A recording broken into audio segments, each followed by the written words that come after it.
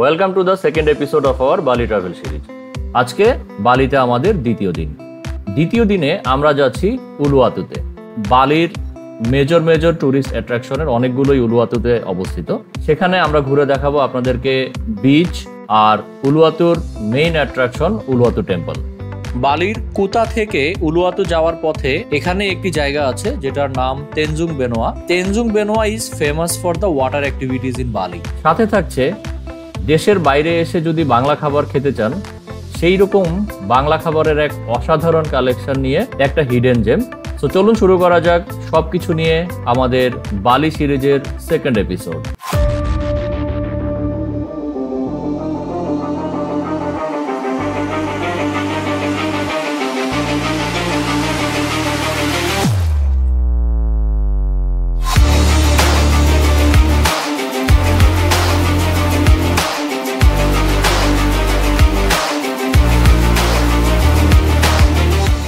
এখন বাজে সকাল 11:30।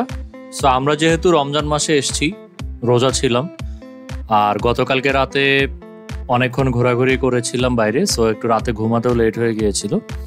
সো আমরা একটু লেট করে ঘুমিয়ে একটু লেট করে উঠলাম, আর আস্তে ধীরে আমরা এখন রওনা দিচ্ছি উলুয়াতুর উদ্দেশ্যে। আমরা যাব উলুয়াতুতে, আর উলুয়াতুতে অনেক কিছুই আছে। মানে বালির সবচেয়ে কাছে যদি আপনি নীল পানির বিচ দেখতে চান তাহলে Uluwatu is the best place. So উলুয়াতুতে যাব। আর এই ব্রিজটা আমরা দেখেছিলাম ম্যাপে, এটা হচ্ছে বাইপাস টাইপের ব্রিজ। সো বালির ট্রাফিক জ্যাম যদি অ্যাভয়েড করে আপনি মুভ করতে চান তাহলে এই ব্রিজটা ইউজ করতে হয়। এখানে টোল আছে, আর সমস্যা যেটা হয়েছে যে টোলটা হচ্ছে অটোমেটেড, মানে ক্যাশ নেয় না, ওরা কার্ড নেয়। সো আমাদের কাছে তো কার্ড নাই, আমরা যেটা করলাম যে এখানে কি করব বুঝতেছিলাম না। সো পরে পেছনে একজন ছিল, ও আমাদেরকে দেখলো যে আমরা দাঁড়ায় আছি, পরে ও এসে ওর কার্ডটাই পাঞ্চ করে আমাদেরকে যেতে দিল। আমি পরে এখানে 5,000 আইডিয়ার চার্জ ছিল আর কি বাইকের জন্য। সো আমি ওনাকে পরে 5,000 আইডিয়ার দেওয়ার চেষ্টা করলাম, বাট উনি নিল না, হাসি মুখে বললো যে ইটস ওকে। সো দিনের শুরুটা ভালোই, এইভাবে যদি মানুষজন ফ্রেন্ডলি হয় তাহলে তো খুবই ভালোই লাগে। সো এই তো, আর এই ব্রিজ দিয়ে আমার বাইক নিয়ে যাওয়ার খুব শখ ছিল। সো আমরা সেভাবেই যাচ্ছি উলুয়াতুর দিকে। বালির কুতা থেকে উলুয়াতু যাওয়ার পথে আমরা যখন এই ব্রিজটা পার হলাম, এখানে একটি জায়গা আছে যেটার নাম Tanjung Benoa. Tanjung Benoa is famous for the water activities in Bali. So বালিতে আসলে আপনি যে ওয়াটার অ্যাক্টিভিটিসই করতে চান না কেন, এভরিথিং এই তেনজুং বেনোয়া থেকে করতে হয়। আমরা আমাদের ট্যুরের একদম শেষের দিকে যখন আমরা পুরো লম্বক, গিলি আইল্যান্ডস, কিন্তামানি, আমেদ এগুলো সব ঘুরে আমাদের ট্রিপের শেষ দিকে এসেছিলাম, তখন আমরা তেনজুং বেনোয়া থেকে অনেকগুলো ওয়াটার অ্যাক্টিভিটিস করেছিলাম, এবং আমরা খুব সুন্দর ডিল পেয়েছিলাম যেখানে আমরা একটা কম্বো নিয়েছি। খুব কম খরচে আমরা অনেকগুলো ওয়াটার অ্যাক্টিভিটিস খুব ইজিলি করতে পেরেছিলাম। সো আমাদের সেই এপিসোডটাতে আমরা ডিটেলস বলে দেব বালিতে আসলে কিভাবে আপনারা ওয়াটার অ্যাক্টিভিটিস গুলো করবেন। যদি ওয়াটার অ্যাক্টিভিটিস করার প্ল্যান থাকে তাহলে তেনজুং বেনোয়া ইজ দ্য প্লেস যেখানে আপনাকে অবশ্যই আসতে হবে। তেনজুং বেনোয়া থেকে এই সুন্দর রাস্তা ধরে আমরা এখন চলছি উলুয়াতুর পথে। আমরা প্রথমে যাব মেলাস্তি বিচ। মেলাস্তি বিচ বালির অন্যতম একটি সুন্দর বিচ, অসাধারণ সুন্দর বিচ। যদি কোনোটাকে বলতে হয়, Melasti beach is one of them. Melasti beach হচ্ছে বালির সাউদার্ন মোস্ট পয়েন্ট। এখানে আসলে আপনি একদম বালির সবচেয়ে দক্ষিণের জায়গাতে চলে আসবেন, যেখানে এরপরে আর কিছু নেই, এরপরে হচ্ছে মহাসাগর। সো এই জায়গাটা অসাধারণ। আমরা যখনই হচ্ছে এখানে আসছিলাম দূর থেকে নীল পানি দেখতে পাচ্ছিলাম। একটা জিনিস জানিয়ে রাখি, এখানে মেলাস্তি বিচে ঢোকার সময় এন্ট্রি ফি আছে। সো 25,000 আইডিয়ার করে, যেটা বাংলাদেশি টাকায় 175 টাকার মতো, এটা এন্ট্রি ফি দিতে হবে। আর সামনে গেলেই বাইক পার্কিং আছে। বালিতে এসে এই প্রথম যখন নীল পানির দিকে চোখ পড়লো, নেশা ধরে যাওয়ার মতো। মানে আমার ক্রিস্টাল ক্লিয়ার ব্লু ওয়াটার এত ভাল লাগে, এটা দেখলে পাগল হয়ে যায়। সেখানে আমরা অনেকক্ষণ ছিলাম। এখানে পাশেই হচ্ছে শিপ রেক রাখা আছে। শিপ রেকটাও দেখতে ভালোই লাগে। এটা রেস্টুরেন্ট করবে কিনা জানি না। আর এখানে যে পেছনে হচ্ছে বেশ কয়েকটা বিচ ক্লাব আছে। সো বিচ ক্লাবে আসলে আপনারা টাইম স্পেন্ড করতে পারেন। সো এখানে আমরা অনেকক্ষণ ছিলাম। আমি একটু সাঁতার কাটি, বেশ বড় বড় ঢেউ আসছিল, এর মধ্যে সাঁতার কাটতে মজাই লাগছিল। বাট প্রবলেম হচ্ছে যে আমরা যেহেতু রোজা, সো একটু পরে না আসলে শরীর আর এনার্জি পাওয়া যায় না। সো রোজায় যদি কেউ আসতে চান একটু ভেবে চিন্তে আসবেন। আমরা প্রায় 15 রমজানে এখানে চলে এসেছি। সো 15টা রোজা আমরা ইন্দোনেশিয়াতেই করব। সো এটা একটু ডিফিকাল্ট হয়ে যায় রোজার মধ্যে ঘোরাঘুরি করা, but it doesn't matter to us, আমরা ঘোরাঘুরি করবই যেহেতু ঘুরতেই আসছি। সেই তো আমরা মেলাস্তি বিচে বেশ কিছুক্ষণ থেকে এখন উলুয়াতুর দিকে যাব, উলুয়াতু টেম্পলের দিকে। এইখানে মেলাস্তি বিচ থেকে ওঠার যে রাস্তাটা, এটা খুবই এক্সাইটিং। এত স্টিফ, বাইক নিয়ে উঠতে একটু ভয় লাগছিল, বাট খুবই ভালো লাগছিল। আমার এরকম পাহাড়ি রাস্তা খুব ভালো লাগে বাইক চালাইতে। মেলাস্তি বিচ ছেড়ে হোয়াইট রক বিচ ক্লাবের পাশ দিয়ে উপরে উঠে এলেই একটা অসাধারণ ভিউ পয়েন্ট আছে, যেটা হোয়াইট রক ভিউ পয়েন্ট নামে পরিচিত। আর এইখান থেকে মেলাস্তি বিচের পাশাপাশি পাশে অবস্থিত কারমা বিচটাও দেখা যায়। আর এখান থেকে পানির যেই নীল কালারটা দেখা যায়, এইটা ভোলার মতো না। মানে সারাদিন রোদের মধ্যে হলেও এখানে দাঁড়ায় থাকতে ইচ্ছা করবে, এত নেশা ধরা পানির কালার। মেলাস্তি বিচ থেকে প্রায় 40 মিনিটের মতো বাইক রাইড শেষে আমরা চলে আসলাম উলুয়াতু টেম্পল। উলুয়াতু টেম্পলের এন্ট্রি ফি আছে পার পার্সন 50,000 আইডিয়ার করে। সো ইন বাংলাদেশি টাকায় এটা 400 টাকা পার পার্সন। সো দুইজনের হচ্ছে 1 লাখ আইডিয়ার, যেটা বাংলাদেশি টাকায় 800 টাকা। উলুয়াতু টেম্পলে ঢুকতে হলে অবশ্যই এখানে ঢোকার মুখেই ওড়না টাইপের রাখা আছে, যেটা পরে ঢুকতে হবে। ওড়নার সাথে অরেঞ্জ কালারের বেল্ট দেওয়া থাকে, যেটাও ম্যান্ডেটরি, এটা পড়তে হবে টেম্পলের ভিতরে ঢুকতে হলে। সো অবশ্যই এটা মেনটেন করবেন, যেটা টেম্পলের পবিত্রতা রক্ষা করার জন্যই রাখা আছে বেসিক্যালি। গেট থেকে ঢোকার পরে বেশ কিছুক্ষণ হাঁটতে হয় মেইন টেম্পলে যাওয়ার জন্য। হাঁটার রাস্তাটা খুবই চমৎকার, গাছপালা দিয়ে ঘেরা। বাট একটা জিনিস মাথায় রাখবেন, বি কেয়ারফুল, এখানে কিন্তু প্রচুর বানর। সো বানরগুলো খুবই ডেঞ্জারাস। মানে মন্দিরের বানর বলেছে ভদ্র, ওইরকম না, খুবই ডেঞ্জারাস। আমাদের কাছে যেটা মনে হয়েছে ওরা একটু ট্রেইনডও, কারণ ওরা না স্পেসিফিক্যালি মানুষজনকে অবজার্ভ করতে থাকে। সো কেউ যদি একটু অসতর্কতা বশত ফোন, হ্যাট, জুতা, সানগ্লাস, এগুলো যদি ও ফেলে রাখে আনঅ্যাটেন্ডেড, তখনই এসে টান দিয়ে নিয়ে যায়। আমরা আমাদের সামনে দেখেছিলাম যে একজনের জুতা নিয়ে চলে গেছে। সো বি কেয়ারফুল, কোনো কিছুই যাতে এরকম টেনে নিয়ে যাওয়ার মতো না অবস্থায় না থাকে, সেটা কেয়ারফুল থাকবেন। আর আমরা যেহেতু রমজান মাসে এসছি, বারবার বলছি, বিকজ গরমে আমাদের অবস্থা খারাপ। সো এখন 3:30টার মতো বাজে, আমরা এখানে বসে রেস্ট নিচ্ছি। এখানে প্রচন্ড বাতাস, যেহেতু টেম্পলটা ক্লিফের উপরে থাকার কারণেই বেসিক্যালি প্রচন্ড বাতাস, খুবই ভালো লাগছে গাছের ছায়ায় বসে থাকতে। আমরা উপরে যাব, উপরে যেতে হলে প্রায় 70-80টার মতো সিঁড়ি বেয়ে উঠতে হবে। আমরা একটু পরে যাব। উলুয়াতু টেম্পলের মেইন অ্যাট্রাকশনটা হচ্ছে এটা একটা ক্লিফের উপরে। সো এখানে যে সিঁড়ি বেয়ে ওঠার সময় এখানে এসে দাঁড়ালেই নিচে ক্লিফটা দেখা যায়, এবং অসাধারণ। ক্যামেরায় খুবই অল্প বোঝা যাচ্ছে ফর শিওর, বিকজ চোখে যেটা দেখতেছি এইটার সাথে ক্যামেরা কিছুই না। নীল পানি এসে পাথরের উপর আছড়ে পড়তেছে, উপর থেকে দেখতে পাচ্ছি, অসাধারণ। বুঝতেছি না এটা কি আসলে সত্যি দেখছি না মিছি দেখছি, যে টার্টলের মতো দেখা যাচ্ছে কালো কালো, নট শিওর, টার্টল নাও হতে পারে। বাট এখানে দাঁড়ায় থাকতে ভালো লাগতেছে এই ক্লিফটার উপরে। মেইন উলুয়াতু টেম্পল যেটা অনেক উপরে ওঠার পরে দেখলাম, এটা আমাদের কাছে আহামরি মনে হয়নি। মানে টেম্পলের যদি হাইপ থাকে তাহলে টেম্পলের একটা কারুকার্য থাকবে বা অসাধারণ একটা কিছু থাকবে, যেটা দেখবে মানুষ এসে। কিন্তু কষ্ট করে উঠে উপরে এসে দেখলাম যে ছোট্ট একটা টেম্পল, যাও আবার তালা মারা, এবং আমাদের কাছে মনে হয়েছে যে আসলে এটা দেখার জন্য আসা লাগলো। হাওয়েভার টেম্পলটা না হোক, বাট জায়গাটা সুন্দর, ক্লিফটা সুন্দর, ক্লিফ দেখতে হলেও আসতে পারেন। বাট এটা রেকমেন্ড করব যে যদি আপনারা মনে করেন যে আপনাদের এর চাইতে অন্য জায়গা দেখার প্ল্যান আছে, তাহলে গো ফর দ্যাট।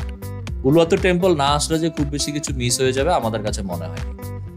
সো আমরা দেখে আবার নিচে আসলাম, এখানে কিছুক্ষণ বসলাম। আর আমরা এখন কুতাতে ব্যাক করব, যেখানে আমাদের হোটেল। কুতা হচ্ছে বালির সিটি সেন্টার বলা যায়, এখান থেকেই সবকিছুই কাছে। সো আমরা হোটেলটা ওখানে নিয়েছিলাম।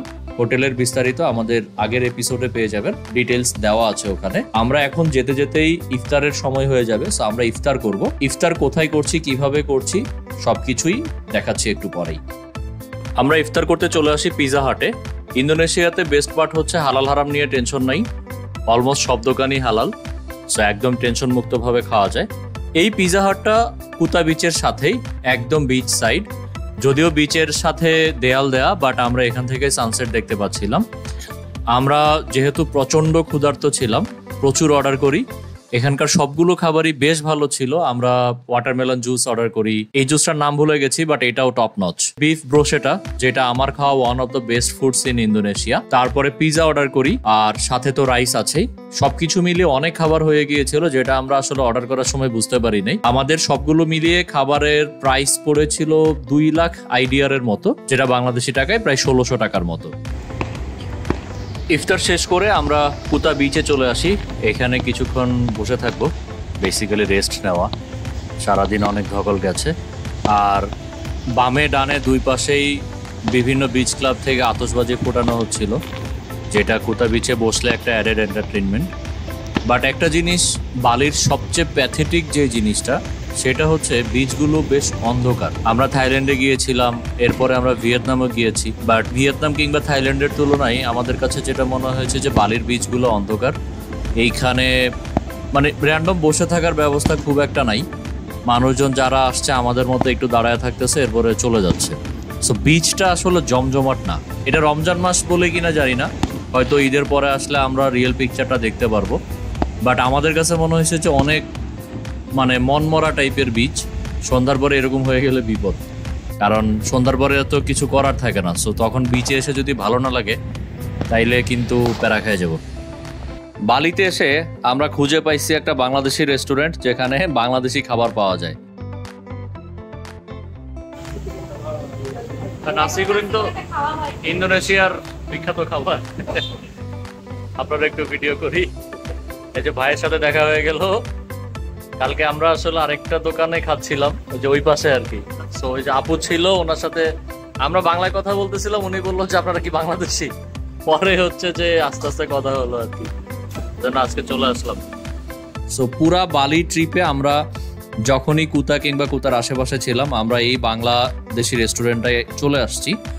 এখানে একদম বাসার মতো রান্না করে খাওয়ায়। এখানকার মালিক হচ্ছে শামসুল ভাই। আমি লোকেশনটাও দিয়ে দিব।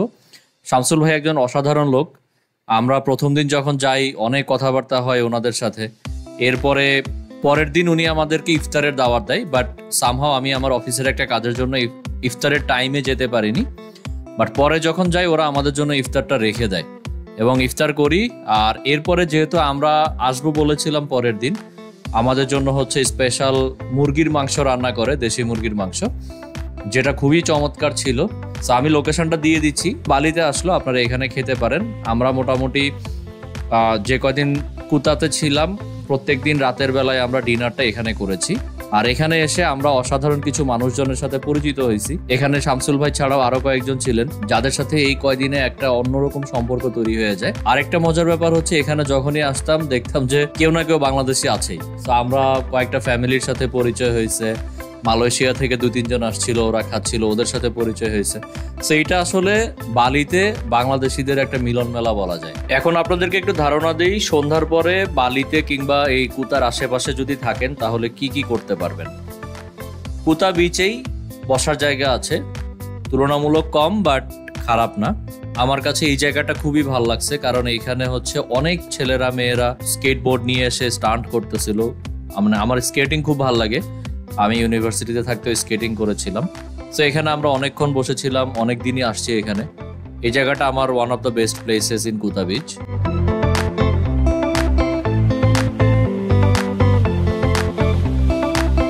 এরপরে যেহেতু বাইক আছে, সো রাত্রে আমরা সেমিনিয়াক বিচে চলে গিয়েছিলাম, চাঙ্গু বিচে গিয়েছিলাম।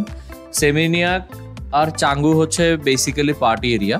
সো ওখানে যাওয়ার পথে অনেকগুলো ক্লাব আছে, যেখানে পার্টি হয় সারা রাত ধরে।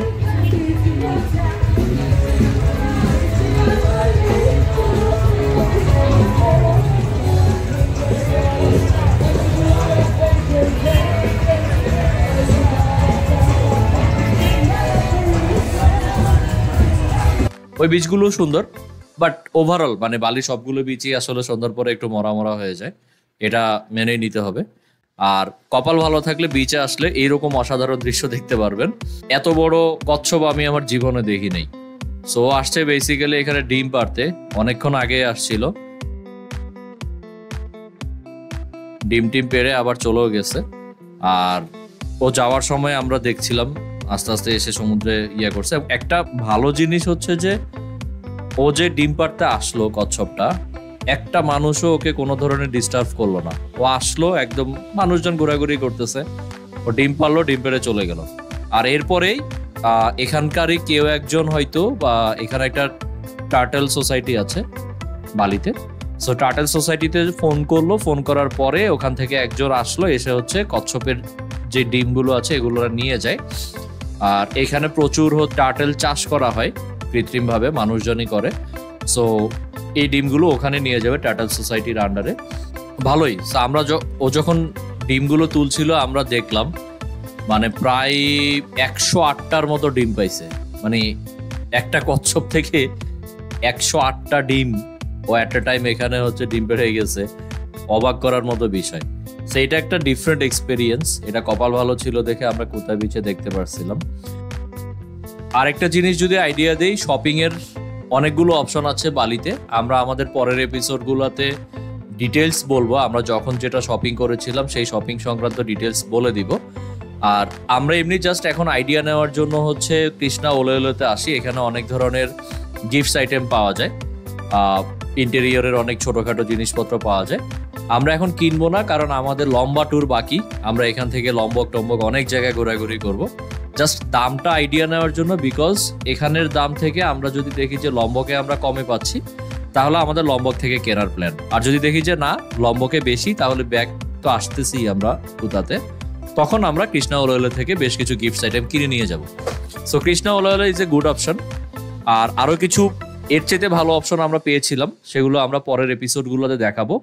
সো এই তো, শপিং করতে পারবেন বালিতে মন মতো, কোনো সমস্যা নেই। খুব সকালবেলায় কুতা বিচে যেতে পারেন, খুবই ভালো লাগবে। একদম শান্ত নির্মল একটা পরিবেশ।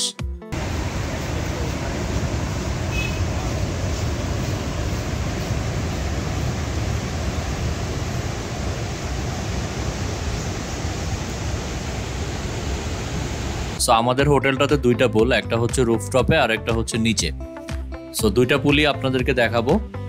রুফটপ পুলটাই অসাধারণ সুন্দর, একদম কুতা বিচ দেখা যায় ছাদ থেকে।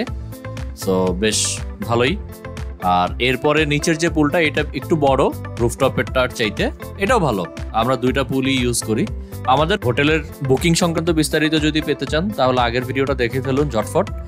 আর এখানে আমরা হোটেলের আরো কিছু ভিডিও দেখাচ্ছি, সো আপনি একটা আইডিয়া পেতে পারবেন যে হোটেলটা আসলে কেমন। যদি রেটিং করতে হয় এই হোটেলটাকে, তাহলে আউট অফ 10 আমি এটাকে 7 দিব। কারণ অত হাই এন্ড হোটেল না, বাট হচ্ছে মোটামুটি, মানে compare to the price okay. আমরা হচ্ছে চেক আউট করে ফেলছি। এখানে আমরা 3 রাত ছিলাম, এখন আমরা চলে যাব হচ্ছে উবুদ। উবুদে আমরা 2 রাত থাকবো। উবুদের হোটেলটা হচ্ছে একটু ভালো দেখেই দিয়েছিলাম, প্রাইসও বেশি ছিল। তো সবকিছু আমরা নেক্সট ভিডিওতে বলবো। সো আজকের এই ভিডিওটা এই পর্যন্তই। আমাদের ভিডিওগুলো যদি ভালো লেগে থাকে, তাহলে অবশ্যই সাবস্ক্রাইব করতে ভুলবেন না। আর আপনাদের যদি ইন্দোনেশিয়া ট্যুর নিয়ে কোনো কিছু জানার থাকে, বালি ট্যুর নিয়ে কোনো কিছু জানার থাকে, তাহলে কমেন্টে জানাবেন। সো সবাই ভালো থাকবেন। আল্লাহ হাফেজ।